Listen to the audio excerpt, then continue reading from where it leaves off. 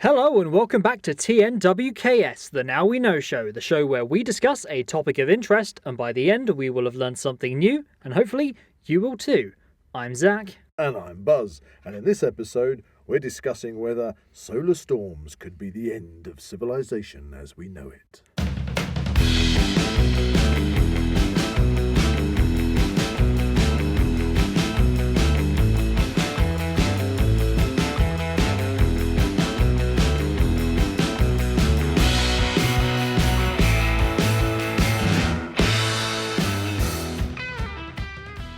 If you enjoy the Now We Know show podcast, why not support Zak Wylde Productions on our Patreon page? Become an official ZWP patron for as little as £1 a month for exclusive early access to all our latest episodes, videos, behind the scenes, updates and more. So, before we get into solar storms, it's time for, you guessed it, Word of the week! Word of the week! Word of the week! Well, we'll get it right one day. Word of the week! Word of the week! Word of the week! Word of the week! Word of the week! Word of the week! Word of the week is all about old English words we don't use anymore. All you have to do is write down what you think it means in the comments. We will then reveal what it means at the end of the episode so you can find out if you got it right. I kind of feel a little bit on my Todd today because I know, because no Jack. No Jack. Well, it's just me and you. We know what Jack's like. He's probably going to have a field day with this one. Oh, is he? He's going to listen in and probably come up with something. Okie dokie. So, the word of the week this week is crapulous. Crapulous. They haven't really got anyone to theorise with, so keep your theories to yourself. Have a little think during the podcast, and we'll find out at the end. Okay, I shall try and not let crapulous distract me from my solar storm. Or how did you term it? Solar mass ejections? No. It's a coronal mass ejection. Oh, okay. There you go. Okay. Yes, go into it. We're going to be discussing coronal mass ejections, everybody.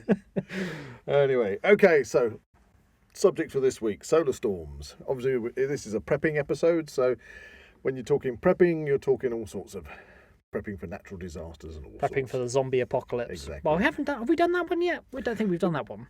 Kind of haven't, but that's kind of more of your doomsday prepper. Yeah. I think that would be a fun episode for literally just discussing how you deal with the zombie apocalypse. But trust me, I don't think it's going to happen. I mean, we have had a zombies episode way back at the beginning of the podcast. But zombie apocalypse, we'll leave that in the realms of the doomsday preppers. Look forward to it at some point. Anyway, right, on to solar storms. Okay, hit me with it. Firstly, Zach, do you know what a solar storm is? Well, I can only assume that it has something to do with the sun. Yeah, that's quite a good guess. Got a clue in there, the word solar. And possibly a clue saying storm. Well, it's something, a sunstorm. Yeah, sunstorm, yeah. There you go, that's a new one. Anyway, right, so, as you know, the sun, it's always there in the sky. Bright, warming and reliable. Mm-hmm. It rises every morning and sets every evening. And it's our greatest friend because without it, there'd be no life on Earth. Yeah. However, that's until it suddenly vomits plasma and huge amounts of radiation in random directions. Oh no, the sun seems like a kaiju now. Yeah, these solar flares are also known as coronal mass ejections, or for short, CMEs. Oh yeah, I've heard of those before. And they can hit Earth and have serious consequences for the human race. Oh, go into detail. I would like to know how. Well, that's what this episode is about. It's just to discuss this. I mean, so probably the best thing to do is to think, how do solar storms work? How bad are they? And how can we prepare for them? Yeah, so let's look at that. Well, we all face natural disasters such as flooding, tornadoes, wildfires, tsunamis and earthquakes, depending on obviously where you live in the world. And as preppers, we do our best to have preps in place to see us through such natural disasters. That's only to be expected. I think we brought it up in previous episodes that we see that some people prepare for a very specific scenario, whereas I believe you've kind of got to have a bit of a broader spectrum of things to prepare for. You can't predict everything. Yeah, I suppose it's one of those odd things that like shows that you get, like doomsday preppers. Yeah. They kind of prep for a super volcano or zombie apocalypse. I don't know. But to be honest, I dare say there is probably, even on that show, Doomsday Preppers is probably somebody that said, I'm prepping for a coronal mass ejection or solar storm, whatever. Yeah. But you've got to look at likelihoods for things, and it also depends on where you are, because let's face it, we live in the UK. Mm-hmm. And where we live in Middle England, let's look at it. We don't really have to worry about earthquakes, do we? No. We do get earthquakes. I think have been woken up by an earthquake before. And I haven't been woken up by an earthquake before. No, because you I just slept through it. I slept through it. Even though everything was like, for about just a few seconds, was suddenly rumbling on. Really? Yeah. I didn't even notice. Can't remember. I don't know, a few years ago now. But yeah, we did have. Yeah, so we get earthquakes, but we're not going to get ones that are really going to bring the house down. A bit of flooding, but yeah, we have areas in the UK that are potential for flooding. We do get obviously storms. Yeah. Which tend to be more to do with the wind than anything else. And last year, because of, I'm assuming, global warming, it was the hottest year we had, and we had a lot of wildfires. I mean, we get wildfires, moorlands and heathlands and things, but we had villages and things that were catching fire, didn't we? Yeah. I so remember. that's something that is obviously becoming more prevalent. So the solar storms, yep.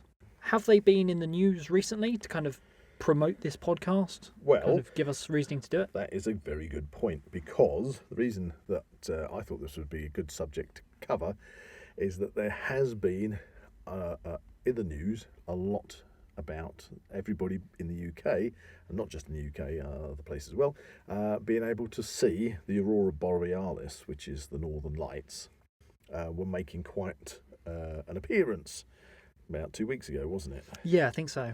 And although yearly, I've got friends up in Scotland, and they usually post pictures onto social media if they get to see a nice aurora, and but it's very it's not that likely further south to see them. Once in a while you will. I don't think I've ever really seen them. But we haven't yet. I mean, we've been to Finland, haven't we? And unfortunately, it was minus 26 in the snowstorm, so we still didn't get to see them, even though we were in the Arctic Circle and had our fingers crossed.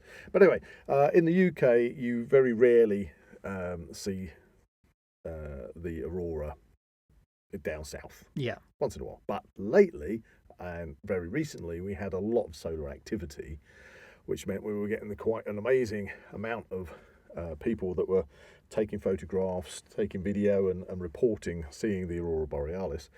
And that is because at the moment the sun is going through a much more aggressive cycle, which is getting more and more and more. I think it's meant to peak in about 2025.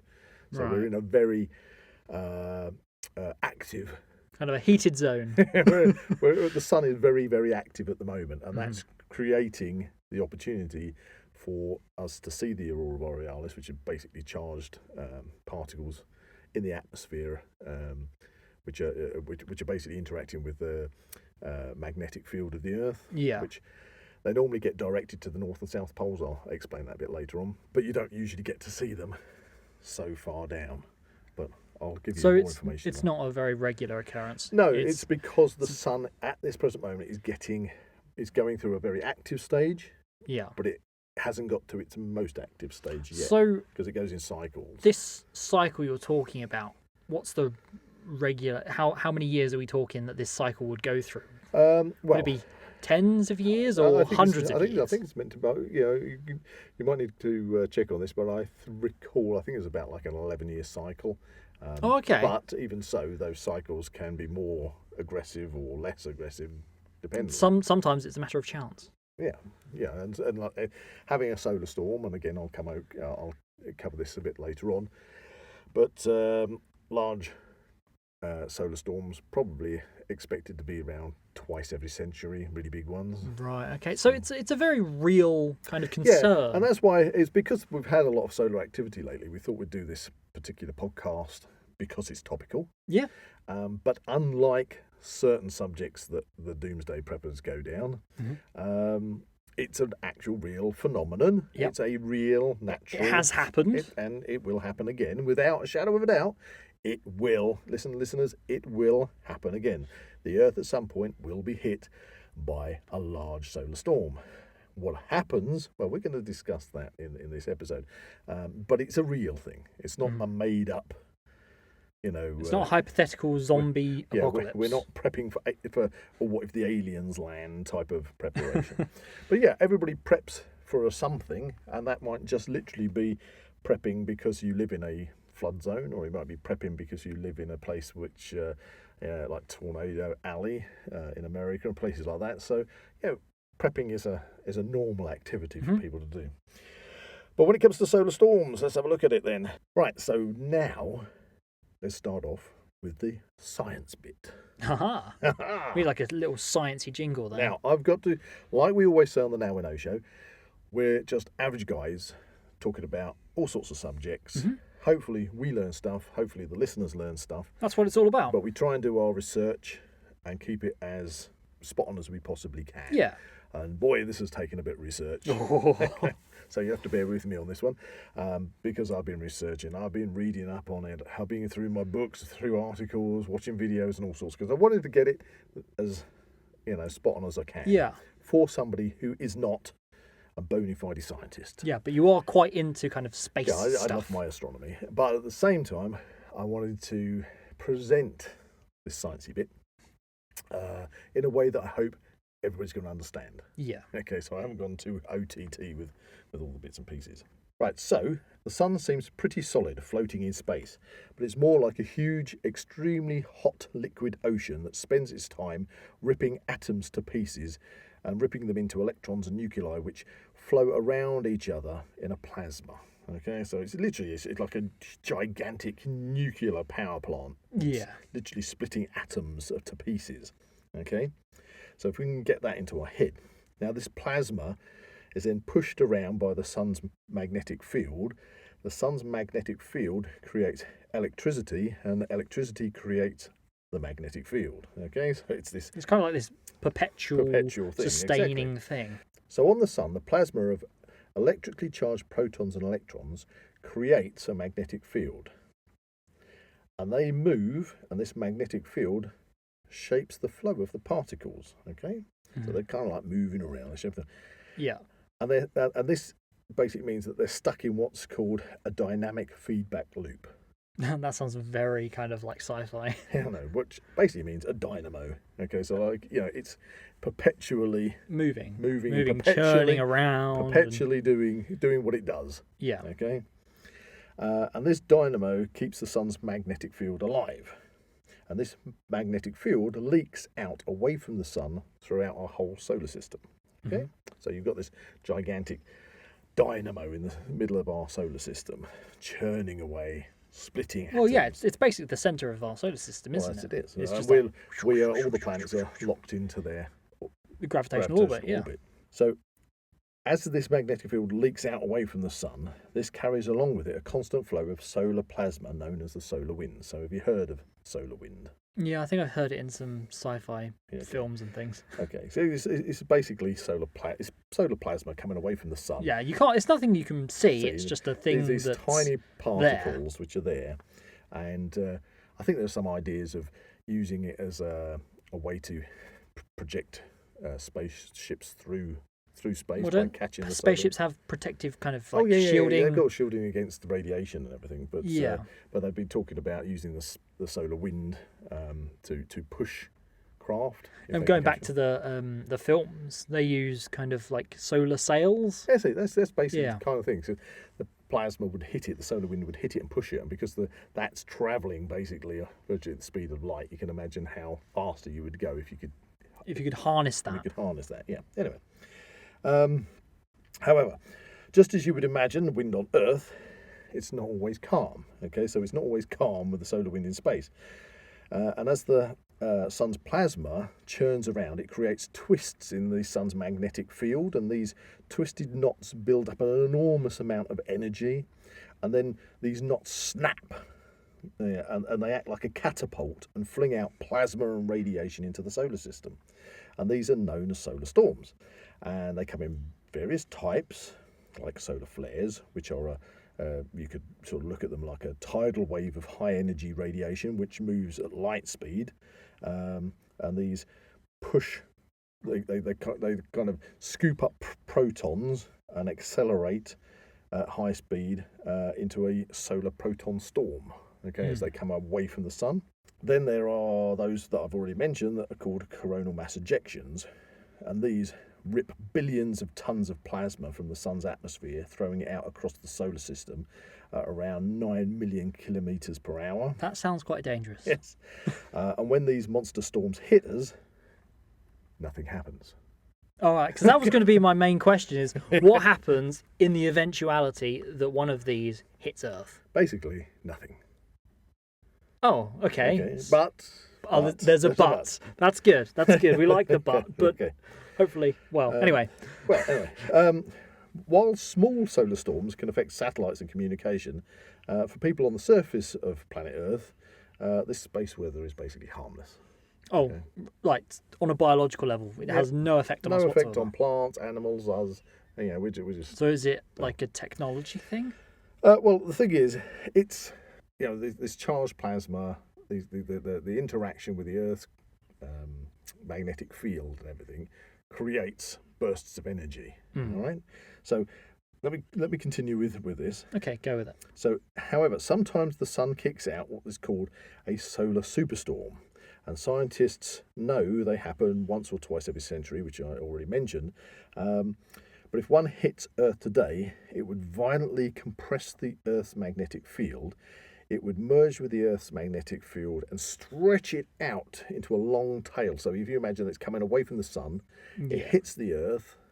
The Earth's magnetic field, it gets compressed on the side of the Earth which is facing the sun. Yeah. And as that solar storm goes around the Earth, it stretches the magnetic field out. But it kind of looked like a droplet, but sideways, droplet type thing? Yeah, I mean, it's invisible to the eye. Yeah, because it's the magnetic field. But it would drag this tail out behind the Earth as it travels out away from the sun. Mm-hmm. But eventually, the energy stored in that tail would be so much to contain that the tail would snap and explosively release its energy back towards Earth. That doesn't sound good. Okay. And that's what creates a geomagnetic storm. Right. Okay. Here we go. A geomagnetic storm. However, throughout mankind's time on this planet, it is fair to say no one would care if the Earth was hit by such a storm because it doesn't affect creatures made out of flesh and blood. As I've just said, makes no difference. So therefore, from the dawn of man, the Earth could have been hit by many of these geomagnetic storms. Yeah, because I think you have said that it has been hit before. Nobody would pay the blindest bit of attention to it. Okay, it's fair dues. However, it's very relevant to anything made out of metal and wire, unlike us made out of flesh and bone, you see. That's metal and wire? Yeah, which is not a natural thing to have on planet Earth. Yeah, because it's all been made. That's it, it's technology, you see. Oh dear. Okay. So the Earth in the 21st century is covered by millions of miles of cables supporting electricity, along with a huge network of transformers in substations that make our energy grid work. A coronal mass ejection can introduce currents into our power grid, which can completely shut it down, or worse, destroy the transformer network that keeps the power grid running. Oh dear. Now, this has happened already. It happened in Quebec in 1989 when a solar storm shut down the whole of Quebec's power grid for 9 hours. This may not seem so bad, and it isn't, as our electrical engineers know how to deal with these events if given enough warning. Because what they can do is they can take measures and kind of preempt it and sort things out. Okay? How would they do that? I'll get to that. Okay. Okay. So anyway, we know that these happen, and it has happened. Yeah. And it's happened recently. The last time a solar hurricane hit the Earth was in 1859 and was called the Carrington event. I think you've mentioned that on the podcast before. Yeah, you should know this by now, Zach. Oh yeah. So the Carrington event, now massive atmospheric aurora was seen as far south as the Caribbean. Wow. And in some places it was so bright that people thought that the sun had risen and it was morning, so they got out of bed. It wasn't. Okay. However, luckily back then, the only modern technology was the telegraph system, which failed all over the world, shocking some of the operators and throwing out sparks from the machines. So would that kind of completely they be write-offs that equipment would That- be recoverable? I dare say that they did have to do some repair work to get the telegraph system back up and running. But yes, I mean, technically it would fuse things, and depends on how much of that power is. Again, it's all kind of like variable, isn't it? But this is the interesting point when it comes to solar storms. 65 million years ago, we had dinosaurs. The sun was still kicking out solar storms, solar tornadoes, massive coronal mass ejections. But because of our own planet's magnetic field and everything else, we are all perfectly safe and don't pay any attention to it. Apart from, pretty lights in the sky. Pretty lights. That's all we can actually see Exactly. of it. But again, the pretty lights in the sky recently have been getting more and more visible. And that just means one thing, that the sun is becoming more and more active and larger. Essentially, it's a warning sign. Could be taken like that. Okay. However, today we have a vast amount of technology and our luck could run out soon. Another massive solar storm is bound to happen eventually, as I've already said. Yeah. Yeah, and of course our planet now is absolutely covered in technology. And around our planet are thousands of satellites. Yep. All of them would be vulnerable to a very large solar storm. Okay? Yeah, it's kind of like a big blackout almost. You're kind of suggesting. It's a big problem. It's a big problem. It could be a big problem. Yeah. Okay? A storm of the same magnitude of the Carrington event, which happened, as I say, back in 1859, only just missed the Earth in 2012. Oh, so that's fairly recent then. It's very recent. Wow. Now, when that occurred, a study projected that it could have inflicted severe damage to electronic systems globally, and it would have cost around $2.6 trillion to the USA alone to fix. That's just the US. Just the US. That's an enormous amount of repair work. To replace all the damaged systems was estimated, that's if that particular storm hit us, okay, to replace all the damaged systems was estimated between 4 to 10 years. So, potentially, had that hit us, we would still be repairing the damage now.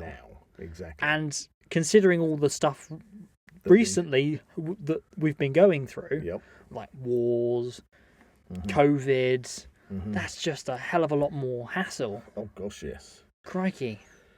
It's fair to say that some experts disagreed and said that the damage could have been less, but technically, unless we get hit by such a massive solar storm, we just don't know. You can't calculate it. I kind of suppose it's a bit like saying, well, I don't know if this is a good example, but if you take your mind back, I mean, you were only a kid, but if you took it back to 1999 and the millennium bug, everybody was worrying about that as soon as we got to midnight, all the technology was going to... all things would stop, computers would crash, banking would go down, planes would fall out of the sky, all this kind of stuff. Never happened. So, but then that was kind of a man-made theoretical kind of bug in the system. This is a natural occurrence and a natural disaster that in the previous history of the world would make no difference at all. But because we, in the past 100 years, or just over 100 years, have developed all this high-tech stuff, it's kind of leaving us open to this kind of thing. Yeah, it could really make some really serious damage, okay? So going back to if that particular solar storm had hit us, they estimate that there is at least a 50-50 chance that we will be hit by one in the next 50 years, okay? Yeah. And at the moment, the sun is going, as I've already said, the sun is going through a very active stage, which is estimated to peak around 2025. But that's not all, folks. Oh. Okay. Oh, no. Scientists expect the sun can throw out what is known as a super flare. A super flare? A super flare every few thousand years. Get my teeth in. Yeah, super flare. Okay?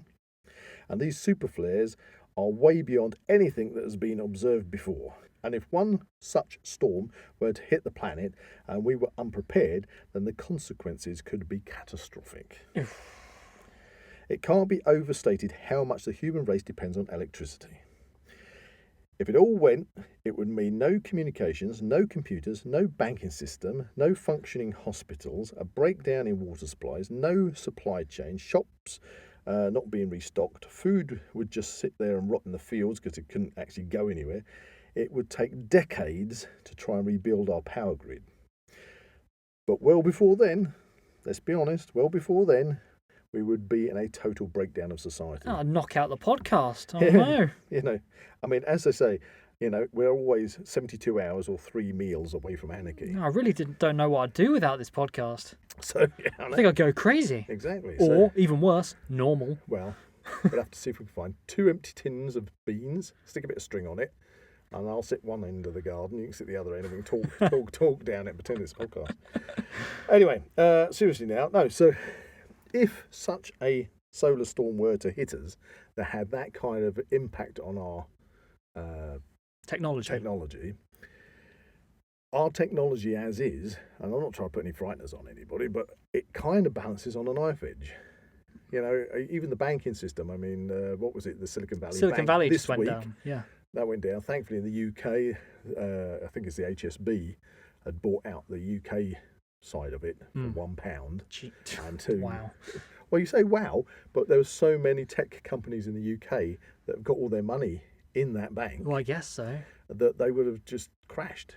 Yeah. So, thankfully, the government and the banking system in the UK came to the rescue. And, you know, all those businesses can continue trading. But if you think if a solar storm of that magnitude hit the power grid before anybody could do anything about it, and it was knocking out the power grid, it would literally blow transformers. It would everything would go down.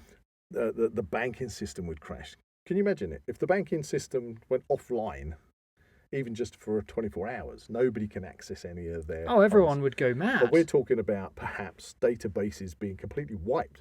Yeah. So all your banking, all your money, everything gone. All your records, all your history, exactly. Everything that's photos, everything gone. Things like, I don't know how nuclear plants would put up with it, but nuclear plants, if they need to have electricity running to the nuclear plants to run them, I think it's in the Ukraine at the moment, that that huge, great, I can't think of the name of it off the top of my head, but you know the great big nuclear plant they've got there? Yeah.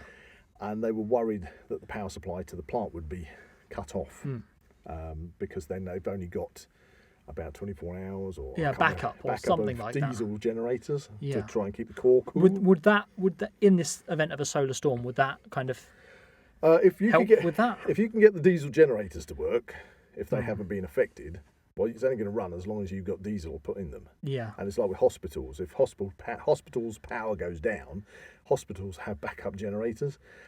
If they work, great.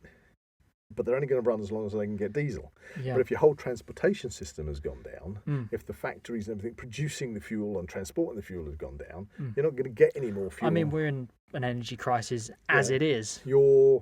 Just the water that comes out of your taps is all under pressure because of electrical pumps pumping it and keeping the pressure up. If the pressure goes down, you're not going to get water out of your taps.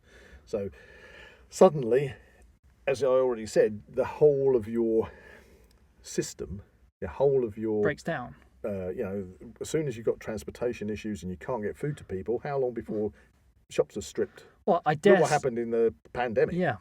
People. I dare say that a major issue now is going to be the money side of things, because most people now are using cards. There's no physical money. That's right. I mean, people would run out and say, readily I need available. to withdraw some money. It doesn't work. Yeah, you don't have any money. There's no record of money. You don't. Everything you have earned is now gone. Exactly. And that would just mess everyone up. Yeah, and even if it hadn't gone, but the power is out, and as we've said before, if transformers are it might take a long time to get systems back up and running again. That was just in the event of a normal one. That would cause a lot of issues socially, and how long before people start to prey on people? Yeah, that's something to. So, how would we prepare for this event? Okay, well, to kind of prevent it from being as bad. Okay. As it would be. Okay. Well, let me hopefully I'll cover that on my next little bit of research. Okay. So now it's, as I say, now it's not for me to panic everyone. Yes, doomsday preppers love to think that society will be thrown back to the Stone Age, but it probably won't happen on such a huge scale. All the side effects of a solar storm are preventable as long as scientists detect a solar storm heading our way and engineers are prepared for them. Then there should be a large enough window for engineers to shut down and isolate energy grids, and things can be taken offline by simply unplugging them, to be honest. Okay. Right, okay. So with the correct investment, it's possible to protect the world against the nastier effects of a solar storm, but something tells me, honestly, something tells me that the world working together as one isn't going to happen anytime soon. Okay, so where you might have countries that get an early warning and then their engineers can try and shut down the systems, divert power, do all these things, there's certainly going to be countries in the world that just not got the infrastructural facilities to do that, and then they're going to get whapped by it. Yeah. Which is going to cause issues. Yeah, because they're going to be asking for help, and somebody's going to help them. Well, you take the Ukraine again. You have a war in the Ukraine, and the Ukraine is the breadbasket of the world, and people weren't getting any grain. If you've got transportation issues from certain hubs around the world where you need supplies from, it causes issues on a global scale, and then you get that knock-on effect. Therefore, as individuals, and as the Scouts would say, be prepared. Yes, yes, very true. Be prepared. So, to answer your question, if you're a prepper and you want to be prepared, I think the thing is just to go along with your normal preps to make sure that you've got however many preps you think you need for a certain period of time. Other countries around the world actually encourage their citizens to prep.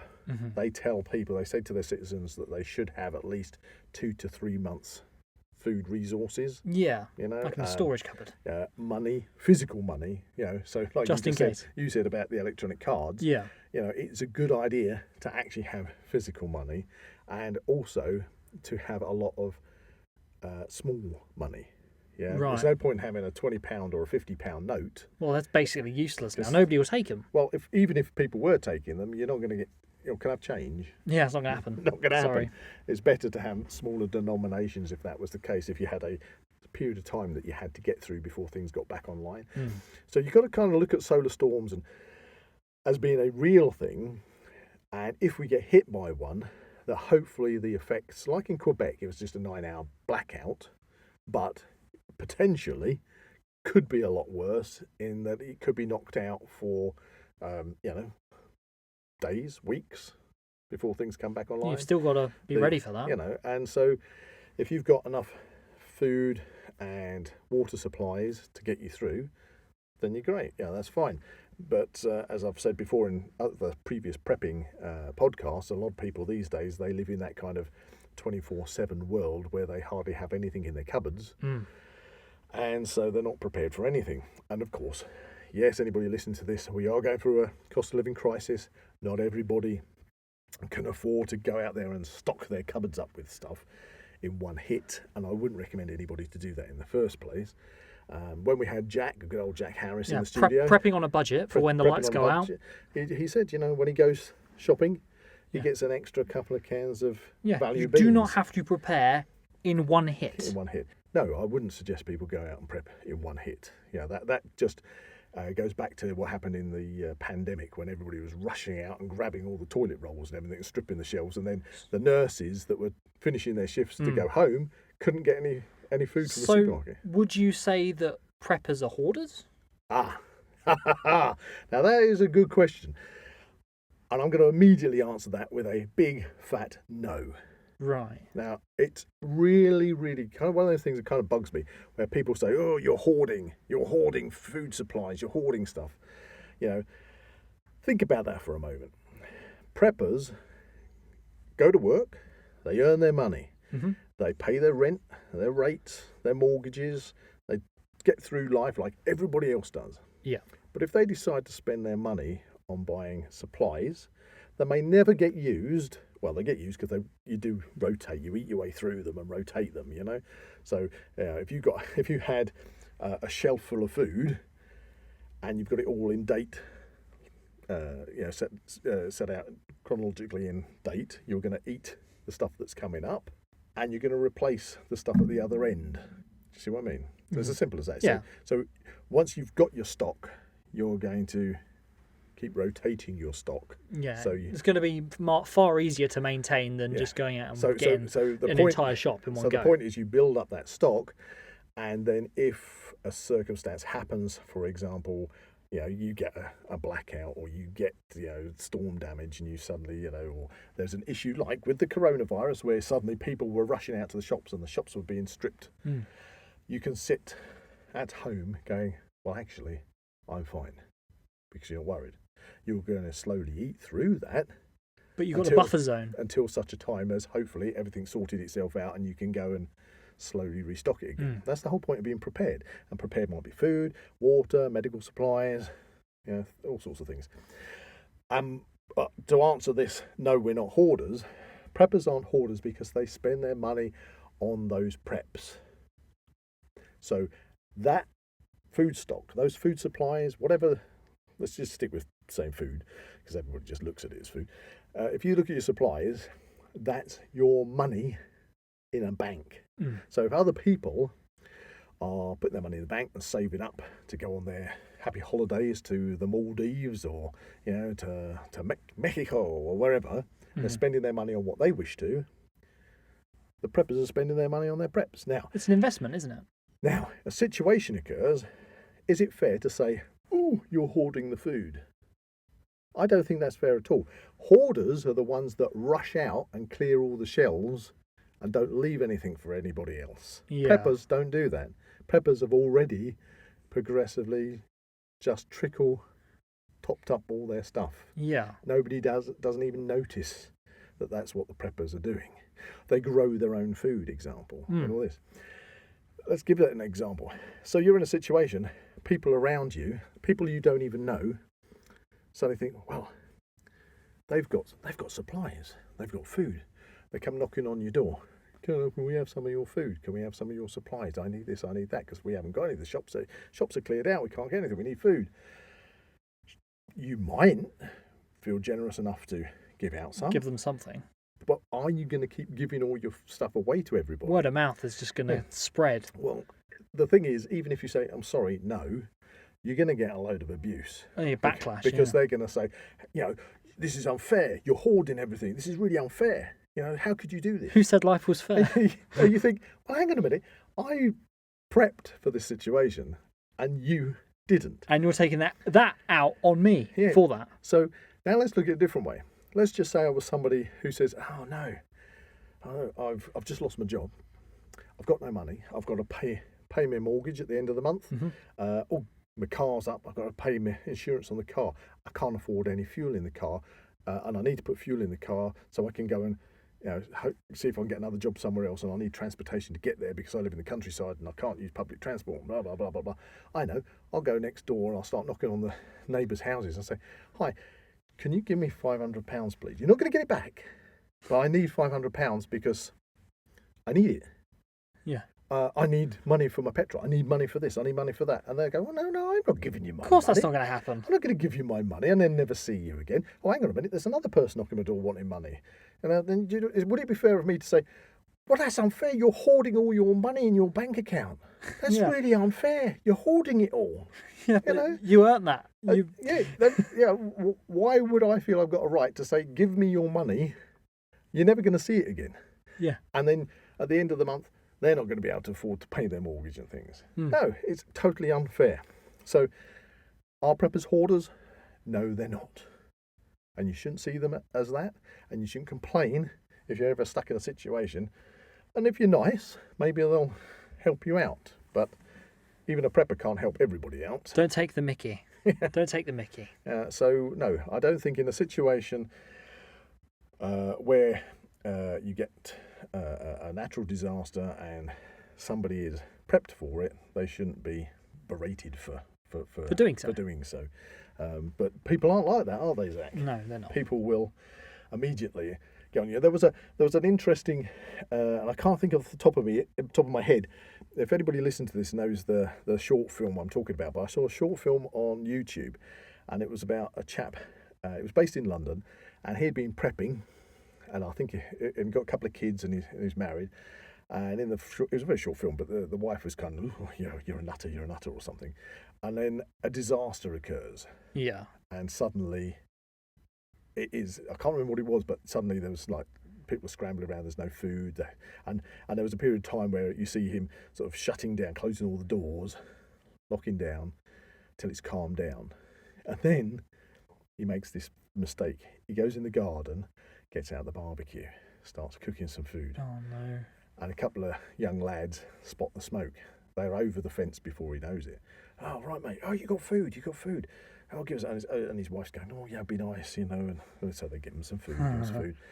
And, slippery slope. And then while they're there, Slippery it's going, oh, you got a petrol generator. I can see you got a petrol generator. Yeah. Within 24 hours, house has been raided. He's been beaten up. Yeah, all his stuff has been taken. All that work. All that work, and it completely basically ruined. The story follows on that he is then, to feed his family, he's forced. And he eventually goes out to a supermarket, and then I think he ends up having a fight or something with somebody over a trivial, loaf of bread or something. Can of peaches. And it's kind of like ends up, how did I get to this point? But it's a thing. But I think when it comes to prepping, it's just just a natural thing for me. Well, as you said, it was the humanity's 3 meals away from anarchy.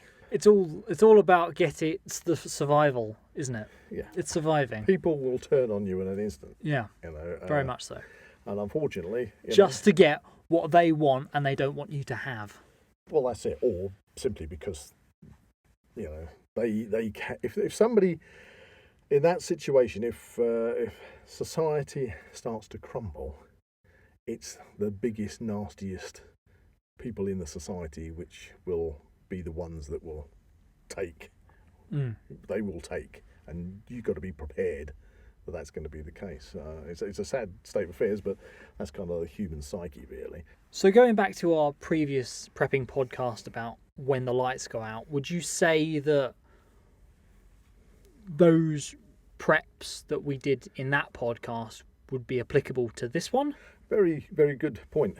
Okay, so there we had our blackout box that Jack Harris had named the blackout box, and we encouraged everybody to make a blackout box because it was predicted that we were possibly getting hit by blackouts or rolling blackouts through this winter, which for us thankfully didn't happen, but it's still, I'm glad we were prepared if they did.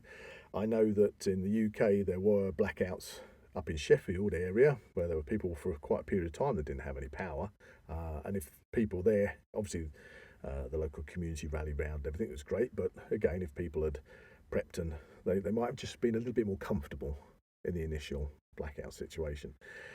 But with the solar storm, of course, that can attack and destroy electronic equipment. Now, I'm not an expert on Faraday cages, but a Faraday cage is it could be any box you like. I mean, you can see videos of people standing inside cages being hit by thousands of volts, like lightning bolts hitting the cage, and they're perfectly fine. Does it act kind of like an insulator? Yeah, it distributes the power around, and it just earths it to the ground. Whereas, so whatever's in that Faraday cage, it doesn't get affected by the EMP, electrical magnetic pulse, and so its circuitry and stuff doesn't get damaged.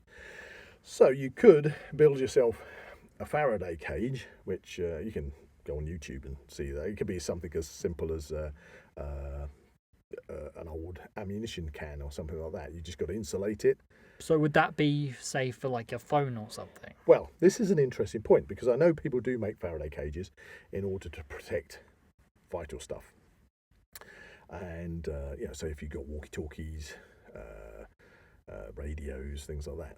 However, if you got hit, or the planet got hit by such a catastrophic solar storm that it knocked out all the communications power systems, well, you're not going to have a phone network to connect up to. So, hey, I've saved my Apple phone. I've saved my Samsung.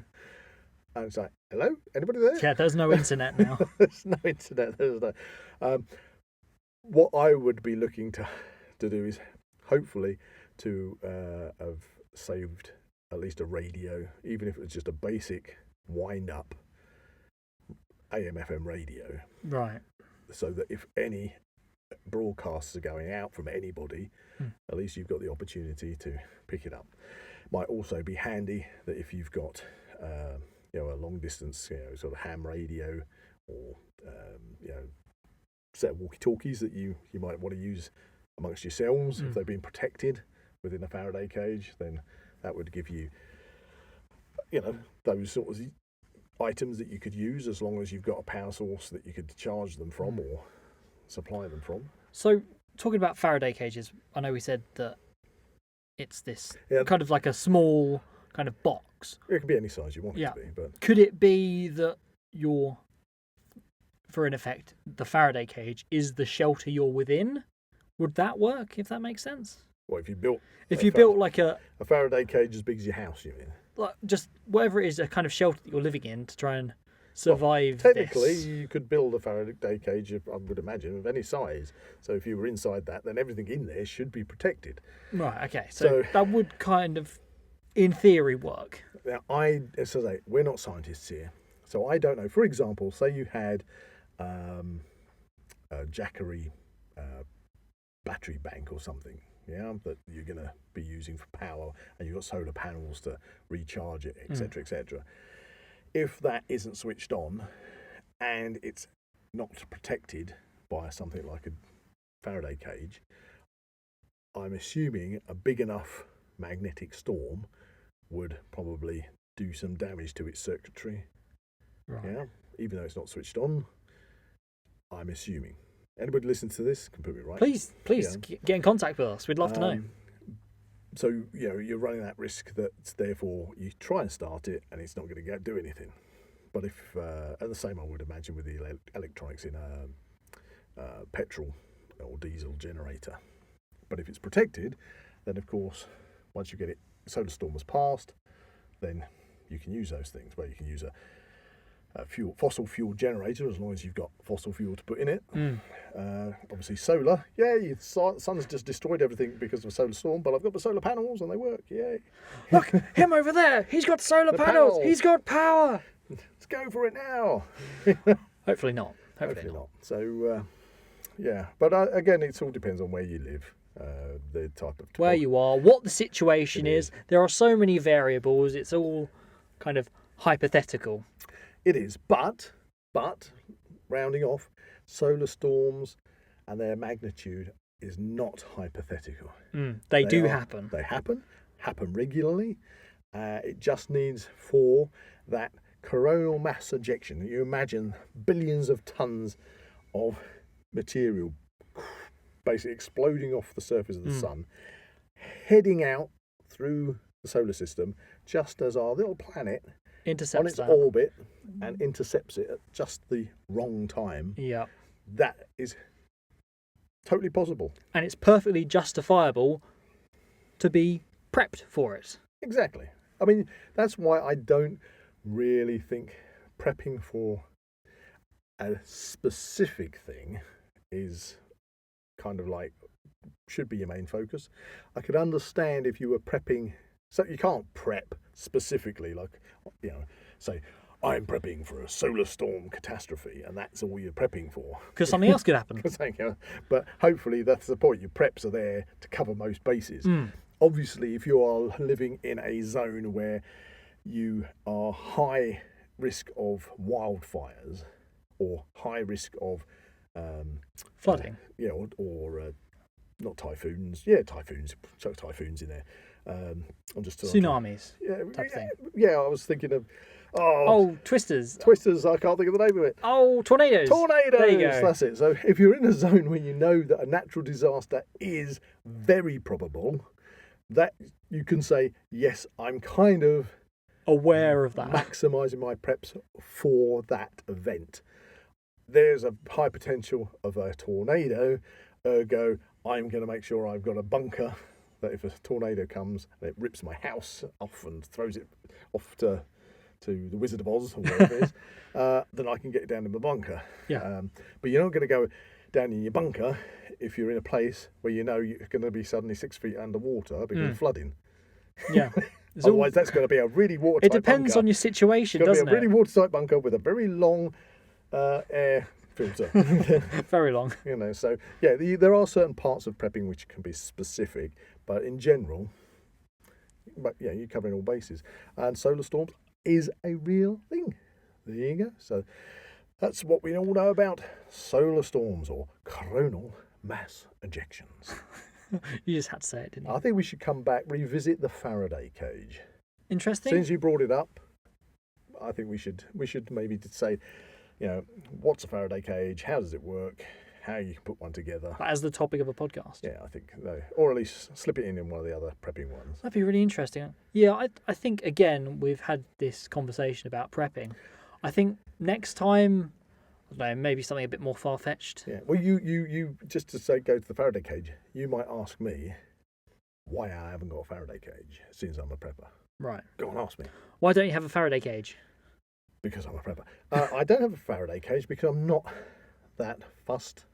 Technology-wise. Technology-wise, we live out in the countryside. If all the technology went down, it's an inconvenience. It's an inconvenience, but you can survive without it. I can survive very well without it. Do I want to know what's going on in the rest of the world? Well, as I say, if I could have a working FM/AM radio, fine. That'd probably just there's a good quote.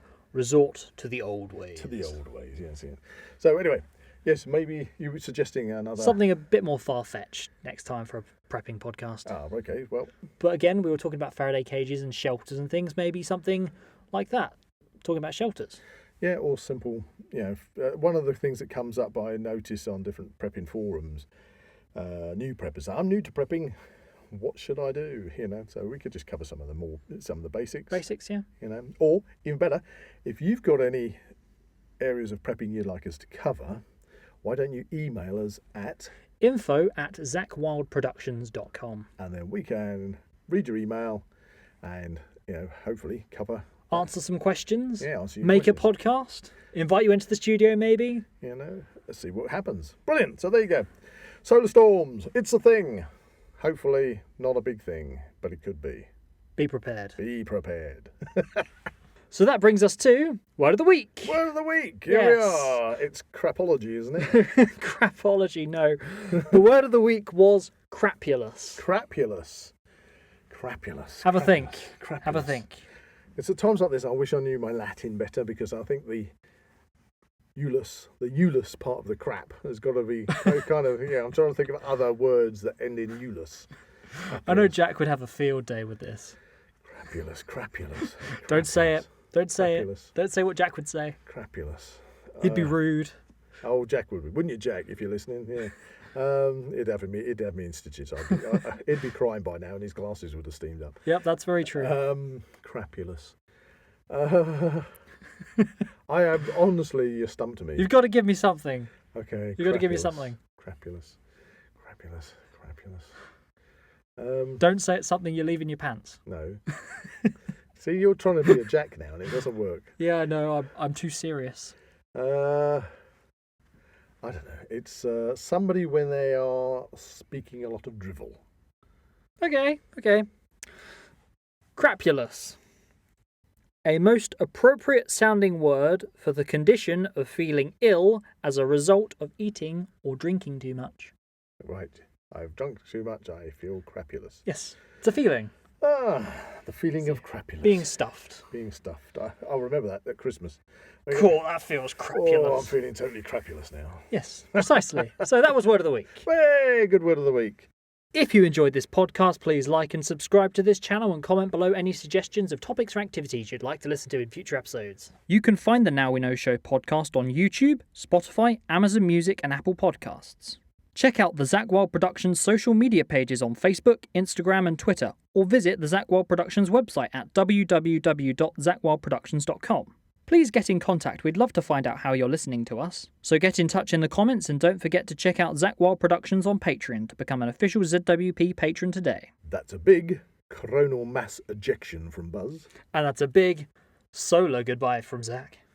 Goodbye. The Now We Know Show. It's the end of the world. As we know. Yeah. Be prepared. There we go. Okay. Be prepared.